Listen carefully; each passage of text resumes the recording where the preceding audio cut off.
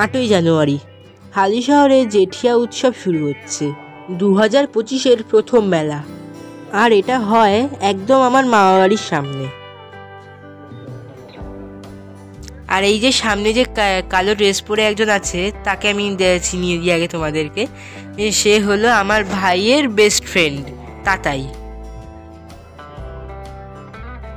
এবার তোমাদের মনে হতে পারে মেলা তো, তাহলে এখানে মিছিলের মতো এটা কি বেরোচ্ছে। দাঁড়াও, এবার তোমাদেরকে ডিটেলসে বলছি। এই মেলাটা এই বছর নিয়ে 3 বছরে পা দিল। তো এই 3 বছর ধরেই এই মেলার জন্য প্রত্যেকটা পাড়া, বিভিন্ন রকম পাড়া আর বিভিন্ন স্কুল মিলে র্যালি করে, বিভিন্ন বিষয়ের ওপর সেজে তারপর র্যালি করে। এবার সেই র্যালির ওপরে যার র্যালিটা ভালো লাগে সেই অনুযায়ী গিফটের একটা ব্যবস্থা করা হয়েছে। গত 2 বছর আমাদের মামাবাড়ির পাড়া 3rd পজিশন পেয়েছে, তো এবছরও ওরা অংশগ্রহণ করেছে।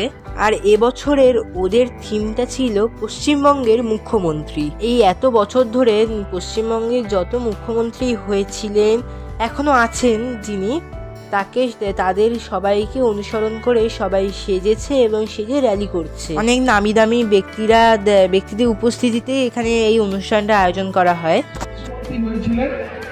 সর্বাধিক এবং তার দল ছিল সিপিআইএম এবং তিনি অ্যালায়েন্স গভর্নমেন্ট অর্থাৎ বামফ্রন্টের মুখ্যমন্ত্রী ছিলেন।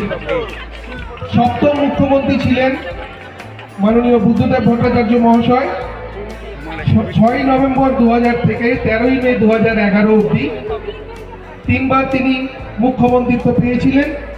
তার দল ছিল সিপিআইএম এবং তিনি বামফ্রন্টের পক্ষ থেকে মুখ্যমন্ত্রিত্ব পাশাপাশি করে গেছেন পশ্চিমবঙ্গে। এই আমাদের অবয়ব ছিল বিগত সময়ে আপনাদের সামনে রাখা হয়েছে। আর যার কথা না বললেই নয়, আমরা সকলেই জানি বাংলার উন্নয়নের কাণ্ডারি বর্তমান মুখ্যমন্ত্রী শ্রীমতী মমতা বন্দ্যোপাধ্যায়।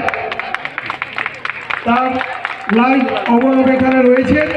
আমি আপামর জেঠিয়াবাসীকে বলবো, আপনারা সামনে যাকে পেয়েছেন তাকে আপনাদের মধ্যে বরণ করুন।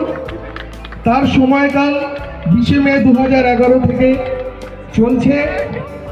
আপনারাই বলতে পারবেন আরো কতদিন এই মুখ্যমন্ত্রিত্ব চলবে। আপনাদের সামনে আজকে উপস্থিত রয়েছে তোমাদের সাথে এই অনুষ্ঠানটা শেয়ার করলাম, কারণ এই অনুষ্ঠানে আমার ভাইও অংশগ্রহণ করেছে। আর আমার ভাইয়ের এরকম সুন্দর মুহূর্তটা আমি যদি শেয়ার না করি তোমাদের সঙ্গে, তাহলে একটু খারাপই লাগবে।